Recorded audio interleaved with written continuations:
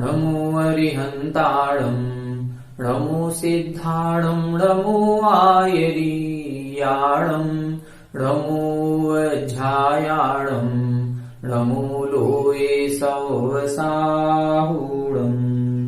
यस्य स्वयं स्वभावाप्ति प्रभावे कृष्णकर्मणः तस्मै संज्ञानरूपाय नमोस्तु परमात्मने। 1008 श्री मूलनायक आदिनाथ भगवान की जय। द्वासांग जिनवाणी माता की जय। आचार्य श्रेष्ठ आचार्य गुरुवर श्री 108 पूज्यपाद महाराज की जय। आचार्य श्रेष्ठ आचार्य गुरुवर श्री 108 विद्यासागर जी महाराज की जय। जगत पूज्य निर्यापक श्रमण मुनि पुंगव श्री 108 सुधा सागर जी महाराज की जय। समस्त मुनि संघ की जय। आलोक मोदी स्वाध्याय सुधा यूट्यूब चैनल पर आप सभी दर्शकों का हार्दिक स्वागत, हार्दिक अभिनंदन। हम सभी स्टोपडेज ग्रंथ का स्वाध्याय पिछले कुछ दिनों से कर रहे हैं। आज की इस कक्षा में हम आगे के 2 श्लोकों का अर्थ समझेंगे। पिछले 2 श्लोकों में हमने अभी ये समझा था कि धन आदि के द्वारा व्यक्ति अपने आप को यदि सुखी मान रहा है तो वो सुखी नहीं है, वो उसी बीमार व्यक्ति की तरह है जो घी का सेवन करते हुए अपने आप को स्वस्थ मान रहा है। जैसे घी का सेवन करने के बाद बीमार व्यक्ति का जो बुखार है वो शांत ना होकर के बढ़ता है, उसी प्रकार से धन आदि के द्वारा सुख की प्राप्ति ना होकर के बल्कि धन आदि को अर्जन रक्षण सुरक्षा करने में उसकी टेंशन बढ़ती है, उसका दुख और बढ़ता है। अगले श्लोक में हमने देखा था कि जैसे इस संसार में अन्य लोगों को विपत्तियां आती हैं तो हम सभी लोगों की विपत्तियों को तो देखते हैं, लेकिन हम ये नहीं देखते हैं कि इस संसार में जब दूसरे पर कोई विपत्ति आई है तो मेरे ऊपर भी ऐसी विपत्ति आ सकती है। हम सभी उसी मूर्ख व्यक्ति की तरह हैं जो व्यक्ति जलते हुए जंगल के किसी एक वृक्ष पर बैठा हुआ है और वो ये देख रहा है कि देखो यहाँ से ये शेर भाग रहा है, यहाँ से ये हाथी भाग रहा है, यहाँ से ये हिरण जल रहा है। अन्य प्राणियों को जलते और भागते हुए देखते हुए भी वो अपने स्वयं को बचाने का कोई प्रयास नहीं करता है और अपने आप को जैसे वो सुरक्षित मान रहा है, तो ये उसका बहुत बड़ा भ्रम है। उसी तरह से हम भी संसार में रह रहे हैं, हम दूसरों की विपत्तियों को तो देख रहे हैं लेकिन अपनी विपत्ति को नहीं देख रहे हैं। अब आगे के श्लोक में देखेंगे, आगे के श्लोक में क्या बता रहे हैं। आगे का श्लोक इसलिए लिखा गया है कि जो धन के लोभी लोग होते हैं वो धन को कितना ज्यादा इष्ट मानते हैं। जो अभी पिछले श्लोक में हमने देखा था कि धन के द्वारा अपने आप को सुखी मानने वाले अपने जीवन का भी भरोसा नहीं करते हैं कि हमने फिक्स्ड डिपॉजिट किया है या हमने किसी बैंक में पैसा डाला है, जब ये पैसा हमको रिटर्न मिलेगा तब हम इसका भोग करने लायक रहेंगे भी कि नहीं रहेंगे। इसी तरह की कुछ बातें आचार्य महाराज अगले श्लोक में कह रहे हैं। आइए पहले श्लोक का उच्चारण करेंगे। आयुर्वृद्धि क्षयोत्कर्ष, आयुर्वृद्धि क्षयोत्कर्ष हेतुम कालस्य निर्गमम्, हेतुम कालस्य निर्गमम् वाञ्छितां धनिनामिष्टम्, वाञ्छितां धनिनामिष्टम् जीवितात् सुतरां धनम्, जीवितात् सुतरां धनम्। आयुर्वृद्धि क्षयोत्कर्ष, आयुर्वृद्धि क्षयोत्कर्ष हेतुं कालस्य निर्गमम्, हेतुं कालस्य निर्गमम् वाञ्छितां धनिनामिष्टम्, वाञ्छितां धनिनामिष्टम् जीवितात् सुतरां धनम्, जीवितात् सुतरां धनम्। आप लोग पढ़ें एक बार। आयुर्वृद्धि क्षयोत्कर्ष हेतुं कालस्य निर्गमम् वाञ्छितां धनिनामिष्टम् जीवितात् सुतरां धनम्। देखें यहाँ क्या बता रहे हैं, ध्यान से देखें। कालस्य निर्गमम्, काल का व्यतीत होना। कालस्य यानी काल, काल का मतलब समय। समय जैसे जैसे व्यतीत होता है, निर्गमम यानी व्यतीत होना, समय जैसे जैसे आगे बढ़ता है वैसे वैसे क्या होता है, वैसे वैसे दो काम होते हैं। दो काम क्या होंगे, आयु वृद्धि क्षय उत्कर्ष। क्षय शब्द को आयु के साथ लगाएं, उत्कर्ष शब्द को वृद्धि के साथ लगाएं। आयु क्षय, आयु हमारी क्षय को प्राप्त होती है। देखने में ऐसा लगता है कि जैसे ही 1 साल निकल गया हम 1 साल बड़े हो गए। हमें ऐसे ही लगता है कि जब 10 साल निकल गए, अभी हम 30 साल के हैं, 10 साल बाद हम 40 के हो गए, तो 30 से 40 बढ़ गया। ये बड़ा नहीं है, ये हमारी आयु 10 साल कम हो गई है। यदि मान लो अभी हम मान लो 30 साल के हैं और हमको 60 साल जीना है, तो अभी हम 30 और जिएंगे। लेकिन जैसे ही 10 साल ये निकल जाएंगे तो 10 साल बाद अब हमें और कितना जीना है, अब हमें 30 नहीं जीना है, अब हमें केवल 20 और जीना है। तो जो अभी हमें 30 जीना है वो उसका 20 बचेगा। आयु कम हो रही है, प्रति पल हमारी आयु का एक एक सेकंड निकलता जा रहा है और हमारी आयु कम हो रही है।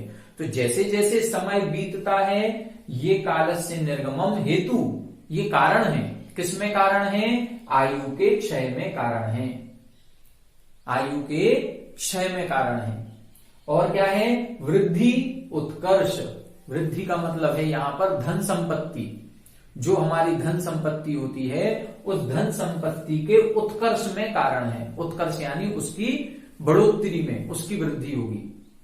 तो जैसे जैसे समय निकलेगा हमारा धन बढ़ेगा और हमारी आयु कम होगी। धन कैसे बढ़ेगा, धन ऐसे बढ़ेगा कि जैसे आप लोगों ने देखा होगा बैंक आदि में हम पैसा जमा कर देते हैं तो बैंक हमको उस जमा धनराशि पर ब्याज देती है। अब हम जितने लंबे समय तक रखेंगे उतना ज्यादा ब्याज हमको मिलेगा।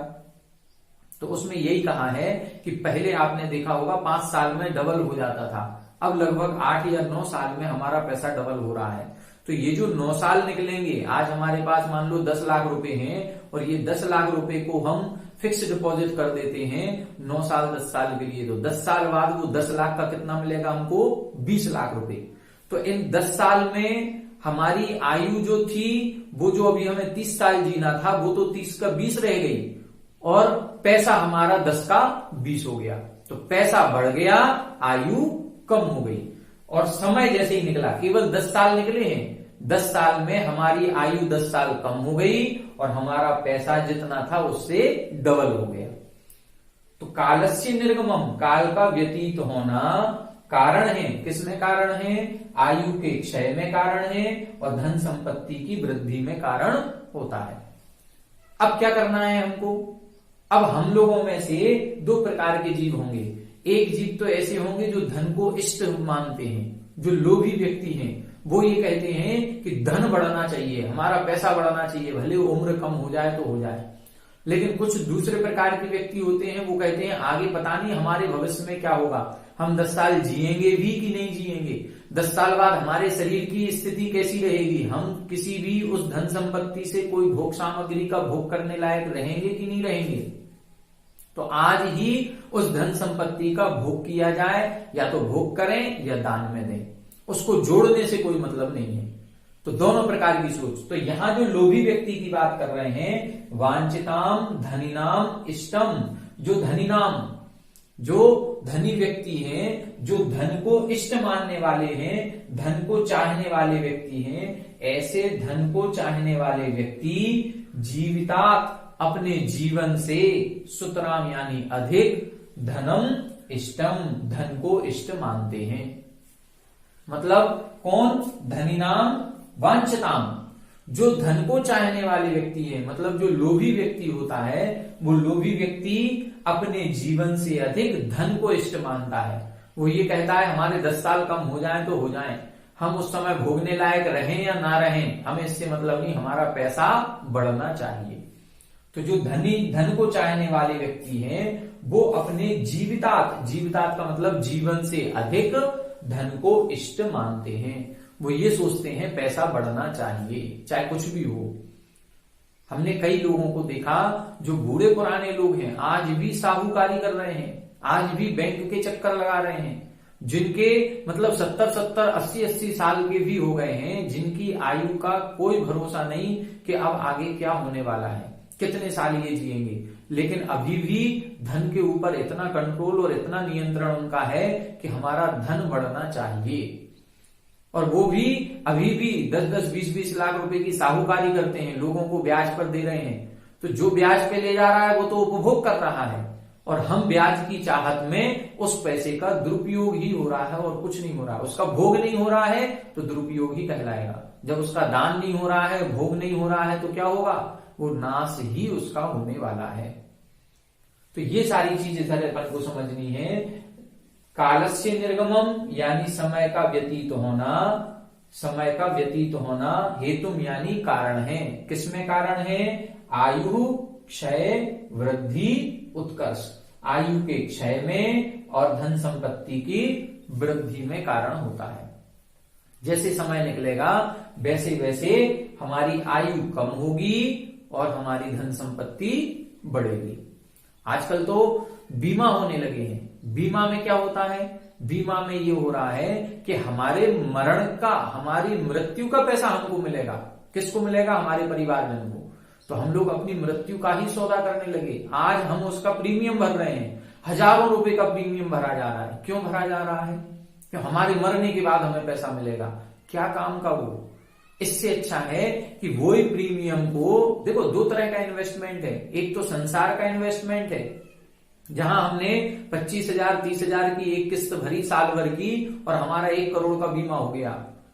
टर्म इंश्योरेंस हमने ले लिया, 30,000 रुपए में 1 करोड़ रुपए हमको मिलेगा। कब मिलेगा, हमारे मरने के बाद। वो हमारे क्या काम का। इससे अच्छा वही 30,000 रुपए हम धर्म कार्य में लगाएंगे तो हमें मरने के बाद हमें उसका पुण्य फल मिलेगा। जो जितना भी दान किया जाता है, ये दान का पैसा व्यर्थ नहीं जाता है। ये भी एक तरह का इंश्योरेंस है, टर्म प्लान है। हमारे यहां तो ये कहा गया है कि फले अनंत जो धर्म ध्यान की भूमि विषय को है, उसमें ये लिखा है कि फले अनंत जो धर्म ध्यान की। हम लोग जो किसान लोग होते हैं, खेत में जब बीज डालते हैं और 1 बोरा बीज डालते हैं तो उसका लगभग 20 गुना 25 गुना 40 बोरा गेहूं उनका हो जाता है।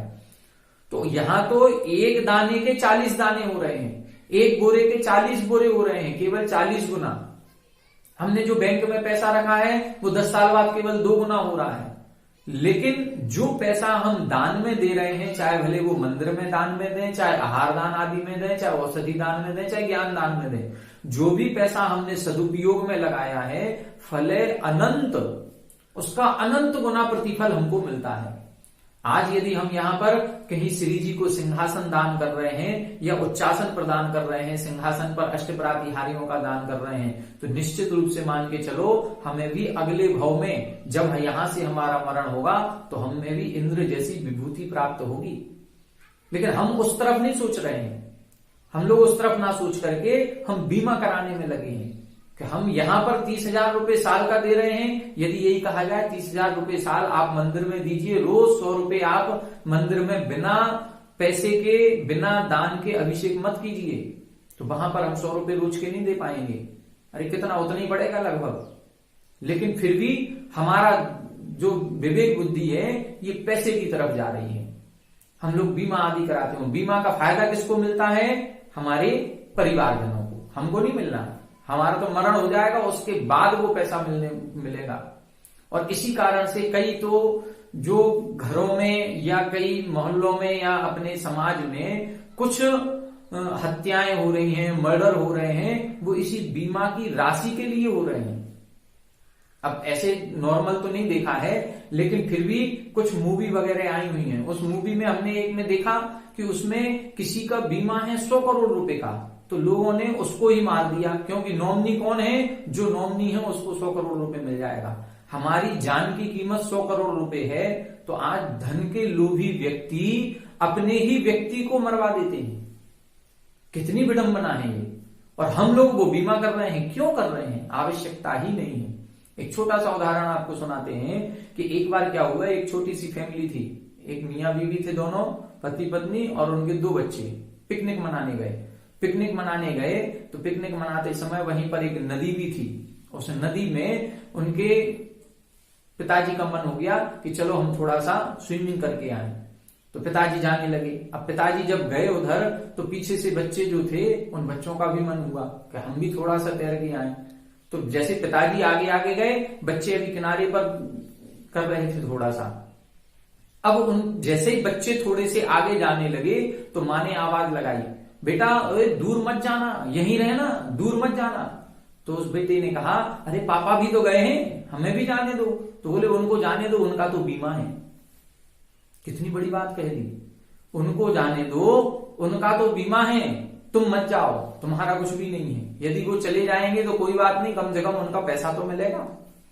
तो आज जितनी भी रिश्तेदारी हो रही हैं, ये जितने जिनको हम अच्छा समझ रहे हैं, ये सब केवल एक ही तरफ देख रहे हैं, पैसे की तरफ। व्यक्ति की कीमत केवल पैसा रह गई है।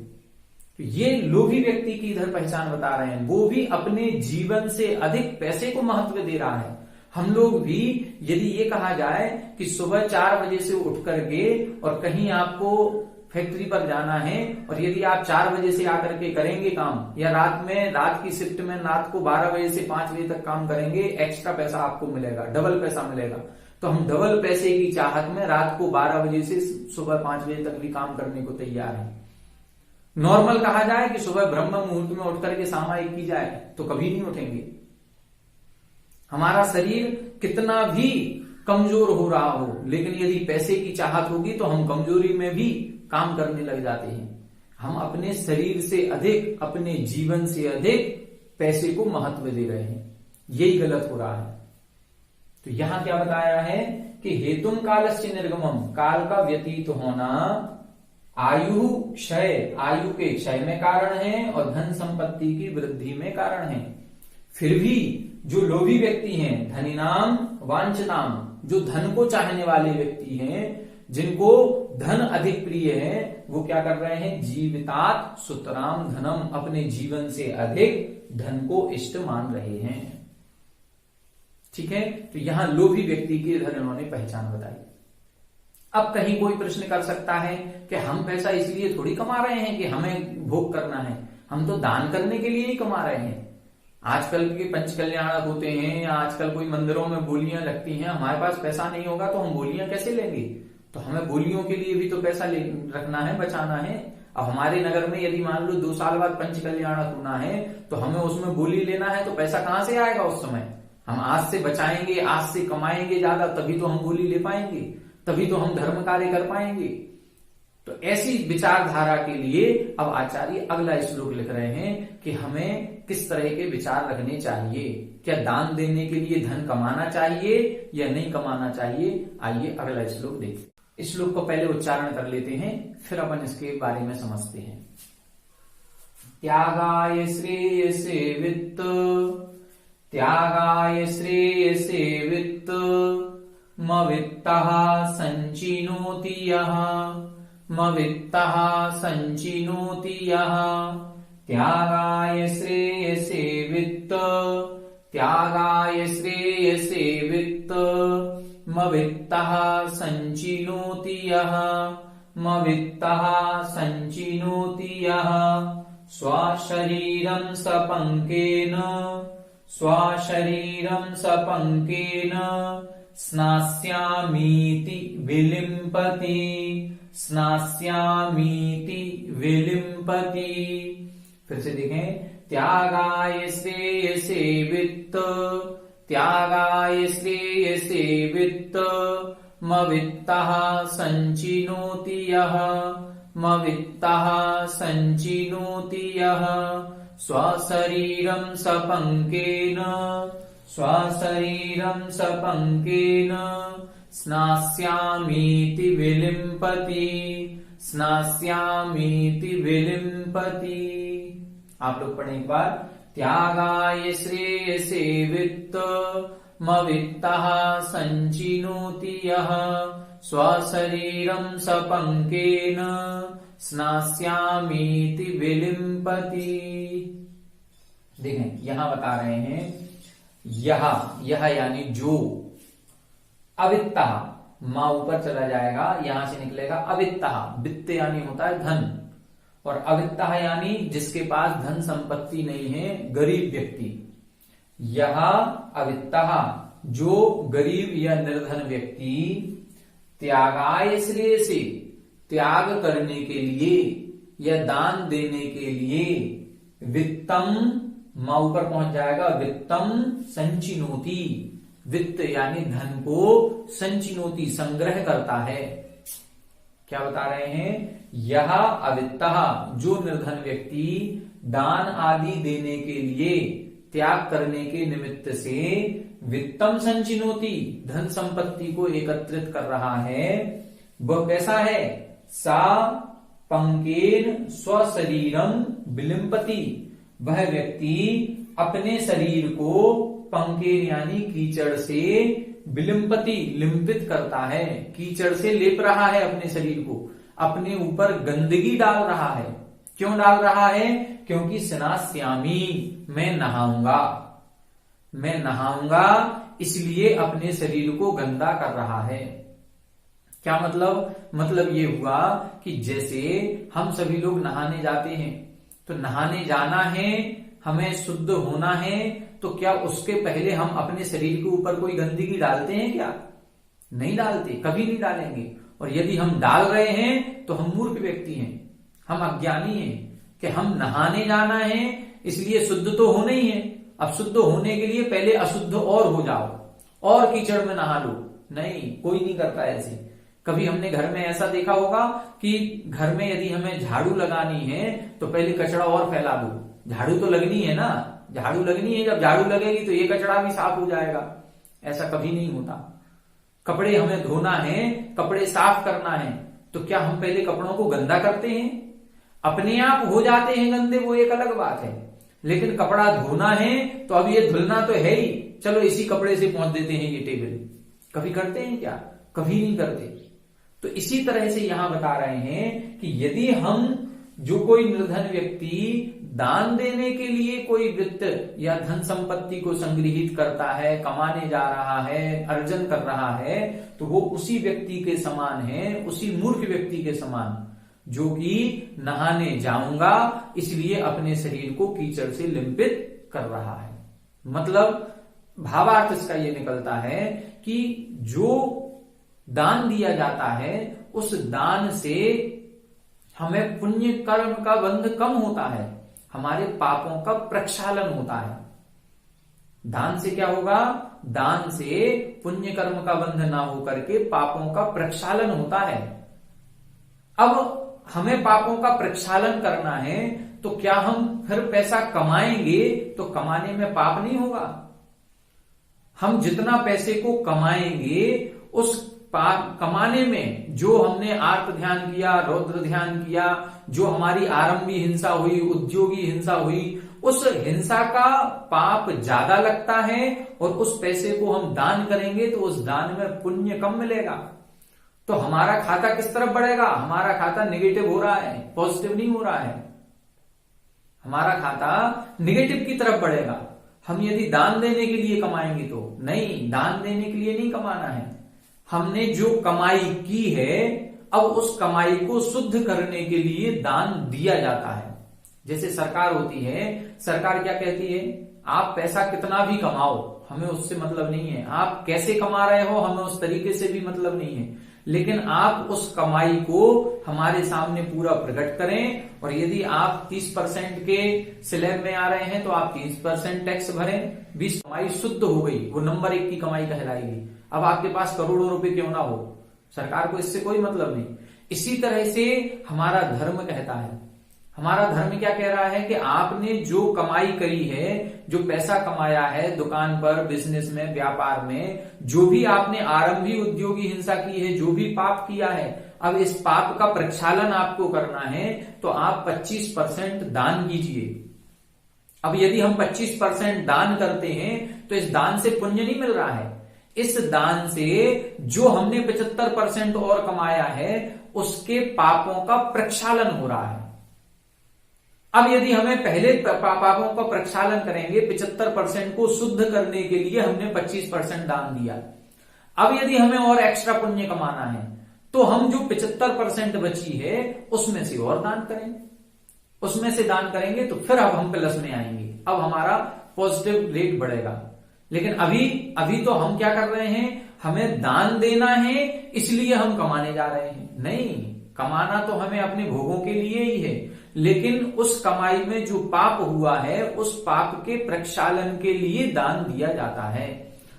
अब कई लोग कहते हैं यदि हम ऐसा सोचेंगे कमाएंगे नहीं तो फिर हम बड़े बड़े गोलियां कैसे ले पाएंगे। अरे मत लो बड़ी गोलियां, कोई आवश्यक नहीं है। दान परसेंटेज के हिसाब से दिया जाता है। ये कहा गया है हम जितना कमा रहे हैं उसमें से 25% दान करें। आगम सूत्र तो यही कहता है 25, 1/4 हमको दान करना चाहिए। अब 1/4 की हैसियत नहीं है तो हम 20% करें, 10% करें, 5% करें, लेकिन कुछ ना कुछ एक नियम तो होना ही चाहिए। तो हमारी वो इनकम जो है वो हमारी हल्की फुल्की शुद्ध हो जाएगी। अब परसेंटेज में दान किया जाता है। एक व्यक्ति मान लो 10,000 रुपए महीने के कमा रहा है और वो 10,000 में से 2,000 महीने के दान कर रहा है, तो इसने 20% दान कर दिया। वो 10,000 में से 2,000 दे रहा है और एक 10 करोड़ कमा रहा है और 10 करोड़ में से 2 करोड़ भी दान नहीं दे रहा है, वो 2 लाख भी दान नहीं दे रहा है, तो उसकी वो कमाई पूरी पाप की कमाई कहलाएगी। और हमारी 10,000 में से भी यदि हमने 2,000 दान दे दिए तो अब हमारे जो 8,000 बची ये हमारी शुद्ध कमाई कहलाएगी। तो दान जो हमें देना है, जो हमारे पास है उसमें से दान देना है। दान देने के लिए अलग से कमाई नहीं करना है। अलग से कमाई करना तो ये हो गया कि हम पुण्य कमाएंगे इसलिए थोड़ा सा पाप कर लेते हैं, हम नहाएंगे इसलिए अपने शरीर पर थोड़ा सा कीचड़ लगा लेते हैं, हम झाड़ू लगाएंगे, कमरे को साफ करेंगे, इससे पहले हम थोड़ा सा और गंदा कर लेते हैं। नहीं, जितना ज्यादा गंदा होगा हमें सफाई भी उतनी और ज्यादा करनी पड़ेगी। तो हमें दान देने के लिए कमाई नहीं करना है, जो कमाई हम कर चुके हैं उसमें से हमें दान देना है। हमारे पास यदि 100 रुपए हैं, हो सकता है कि मंदिर में बोली लग रही है और 500 रुपए की लग रही है और हमारे पास केवल 100 ही रुपए हैं। यदि हमारे पास मात्र 100 रुपए हैं, हमारी हैसियत 500 की नहीं है, तो आप वो 100 रुपए जाकर के मंदिर की गोलक में डालें। वो गोलक में जो आप 100 रुपए डालेंगे उसका पुण्यफल ज्यादा मिलेगा, आप 500 की बोली के चक्कर में ना रहें। हो सकता है कि हम प्रथम अभिषेक ना कर पाए, हम प्रथम शांति धारा ना कर पाए, हम सौधर्मिंद्र ना बन पाए, तो क्या हुआ, जितना हमारे पास है हम उसका दान करें, दान करने का पुण्य मिलेगा। तो दान जितना है उसमें से किया जाता है। दान देने के लिए अलग से कमाई करने की आवश्यकता नहीं है। हम सेविंग कर सकते हैं, अपनी जो हमारी कमाई है उस कमाई से सेविंग कीजिए कि हाँ आगे हमें दान देना है तो हम सेविंग करें। सेविंग करना अलग चीज है, बचत है। वो जो हमने कमाया है उसी में से बचत कर रहे हैं कि ये हमें दान देना है। लेकिन दान देने के लिए अलग से एक धंधा खोल लिया, दान देने के लिए हम 2 घंटे पहले से दुकान पर जाने लगे, दान देने के लिए हम 2 घंटे पहले से अलग से काम करने लगे, तो ये गलत हो गया। एक सदाशिवदास जी पंडित जी हुए हैं जिन्होंने रत्नकरंडक श्रावकाचार्य जी की टीका लिखी है। आप देखें उनके जब वो काम करते थे, जिन राजा के उसमें करते होंगे राज्य में, तो उनका ये था कि वो 8 घंटे की ड्यूटी राजा के काम में देते थे और राजा उनको उसकी पेमेंट देता होगा, मान लो 20 रुपए देता था महीने के। अब एक बार राजा ने सोचा कि इनकी पेमेंट बढ़ा दी जाए, इनकी पेमेंट 20 से 30 रुपए कर दी जाए। तो जैसे ही उन्होंने राजा ने कहा, या वो जो सेठ जी रहे हो, जो भी रहे हो, हमें उतना परिचय पता नहीं है, लेकिन सदाशिवदास जी के जीवन का ये उदाहरण है। उन्होंने कहा कि हम आपकी पेमेंट बढ़ा रहे हैं पंडित जी, 20 से 30 रुपए कर रहे हैं। तो उन्होंने क्या कहा पंडित जी ने कहा आप हमारे 20 से 30 रुपए मत कीजिए, हम 20 में संतुष्ट हैं। हमारे जो 8 घंटे हम काम कर रहे हैं, आप उस 8 घंटे की जगह 7 घंटे कर दीजिए, हमारा 1 घंटा बचेगा। तो बोले आप क्या करोगे 1 घंटे? बोले हम रत्नकरंडक श्रावकार जी की टीका लिख रहे हैं, हम उस श्रावकाचार्य जी की टीका 1 घंटे और लिख पाएंगे। देखो ये होता है निर्लोभीपना, ये है निर्लोभीपना कि वो ग्रंथ की टीका लिखने के लिए 1 घंटे काम कम करेंगे, 1 घंटे आरंभ कम होगा, 1 घंटे उद्योगी हिंसा कम होगी और 1 घंटे वो शुभोपयोग में जाएगा। और हम लोग होंगे तो हम क्या करेंगे, अरे हमें दान देना है तो आप 2 घंटे एक्स्ट्रा काम करवाओ हमसे, लेकिन 2 घंटे का पैसा ज्यादा मिलना चाहिए। हम 2 घंटे दुकान पर ज्यादा बैठेंगे, जल्दी दुकान खोलेंगे, देर तक दुकान खोलेंगे। उससे क्या होगा, इससे हमें पैसे की इनकम ज्यादा होगी। अरे पैसे की इनकम जितनी होगी उसका पाप भी तो उतना हो रहा है। अब उसमें से यदि हमने थोड़ा सा दान कर दिया तो हम पापों का प्रक्षालन भी नहीं कर पाएंगे। पुण्य कमाने की बात तो बहुत दूर की बात है। तो दान देने से पापों का प्रक्षालन होता है, और पापों का प्रक्षालन यदि हमें करना है तो जो है हमारे पास हम उसमें से दान करें। हमारे पास 100 रुपए हैं, हम उसमें से 5 रुपए गोलक में डाल दें। हमारे पास 5000 रुपए हैं तो हम 5000 के हिसाब से दान करें। इसीलिए परसेंटेज फिक्स किया गया, कम से कम 25% दान होना चाहिए। यहां तक कि यह भी कहा गया कि यदि मान लो हम मार्केट गए हैं, एक हमको शर्ट खरीदनी है, अब वो शर्ट यदि 500 रुपए की आई है तो आप ये एक नियम कर लें कि हम जितनी भी भोग सामग्री जब भी कुछ भी खरीदेंगे उसका 5% हम दान करेंगे, उसका हम 10% दान करेंगे। अब आप एक शर्ट 500 रुपए की खरीद के लाए, आप अगले दिन जाइए और 50 रुपए मंदिर में डाल दीजिए। 500 का 10% 50 रुपए। अब आप उस शर्ट को पहनेंगे, अब आपको उस शर्ट के भोग भोगने में कोई पाप का अर्जन नहीं होगा। क्यों? क्योंकि आपने उस पर जो पाप का अर्जन होना था उसका पुण्य उतना 10% ज्यादा कर दिया। आप एक गाड़ी खरीद करके लाए हैं लाख रुपए की, आप उसका 10,000 रुपए कहीं बोली ले लीजिए, कहीं किसी मंदिर में दान दे दीजिए, 1,10,000 की हो गई। हम डॉक्टर के यहां जाते हैं, कहीं भी आप देखें जरा कितनी हम लोगों की मानसिकता। यदि एक डॉक्टर कह दे कि ये इंजेक्शन लगेगा इनको, 15,000 का है एक इंजेक्शन, हम तुरंत कहेंगे आप तो लगाओ।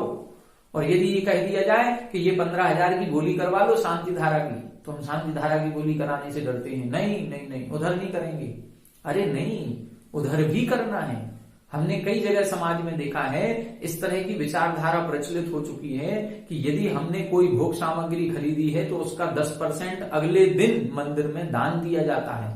इससे क्या होगा, उसके उस वस्तु के उस उपभोग करने में जो हिंसा होनी है, जो पाप का बंध होना है, उससे भी हम बच जाएंगे। बच नहीं जाएंगे, उसका पाप का प्रक्षालन हमारा हो जाएगा। तो यहां स्पष्ट पूज्यपाद आचार्य लिख रहे हैं, ये कितने बड़े आचार्य हैं, उन्होंने स्पष्ट लिख दिया कि त्यागाय श्रेय से, दान देने के लिए हमें कोई भी धन संपत्ति का संग्रह नहीं करना है। जो निर्धन व्यक्ति दान देने के लिए धन संपत्ति जोड़ता है, वो निश्चित रूप से मैं नहाऊंगा इसलिए अपने शरीर को विलिम्पति, किससे, पंकेन, कीचड़ से लिंपित करता है। अब बताओ, जो नहाने जा रहा है और अपने शरीर के ऊपर कीचड़ पहले डाल रहा है, उस व्यक्ति को हम अच्छा कहेंगे कि बुरा कहेंगे? निश्चित रूप से बुरा व्यक्ति है, उसको अब नहाने में उतना ज्यादा पानी खर्च करना पड़ेगा। हमने जितना ज्यादा कीचड़ अपने ऊपर डाल दिया, अब पानी उतना ज्यादा लगेगा। तो क्या मतलब निकला उसका? पाप ज्यादा हो रहा है, पुण्य कम हो रहा है। इससे अच्छा है कि जितना हमने कमाया, हमारे पास जितना है, हम अपनी हैसियत से दान दें, हम बड़े लोगों से कंपटीशन ना करें। ठीक है, तो इस श्लोक में उन्होंने स्पष्ट कर दिया है कि हमें दान देने के लिए कोई भी पैसा कमाने की आवश्यकता नहीं है। हमारे पास जो है हम उसमें से कुछ, जितना हमारी हैसियत बने, जितना हम विकल्प रहित होकर के बिना किसी संक्लेश के दान दे सकें, हमें उतना दान देना चाहिए। तो आज के इस कक्षा में हमने 2 श्लोक देखे। इन 2 श्लोकों में हमने धन संपत्ति के बारे में पढ़ा कि आयु वृद्धि क्षयोत्कर्ष, समय का व्यतीत होने से 2 काम होंगे, आयु क्षय होगी लेकिन धन संपत्ति बढ़ेगी। अब हमें निर्णय करना है कि हमें आयु को ज्यादा महत्व देना है या धन संपत्ति को महत्व देना है। लोभी व्यक्ति तो धन को महत्व देता है, उसको अपने जीवन से अधिक धन प्यारा होता है। लेकिन हमें अब ये देखना है इन श्लोकों को पढ़ने के बाद कि अब हमें अपने जीवन को महत्व देना है। हमें धन संपत्ति को इतना अधिक महत्व नहीं देना है। जितना हमारे पास है हम उसमें से दान करें और हम अपने जीवन का सदुपयोग करें। हम अपने जीवन को, इस धन संपत्ति जो भी हमको मिली है उसका दान दे करके पुण्य का अर्जन करें और इस मानव जीवन को सफल बनाएं। यही भावना है। चलिए आज की कक्षा में इतना ही। कल आपसे फिर मुलाकात करेंगे, कल की कक्षा में आगे के 2 श्लोकों के साथ। सभी को जय जय।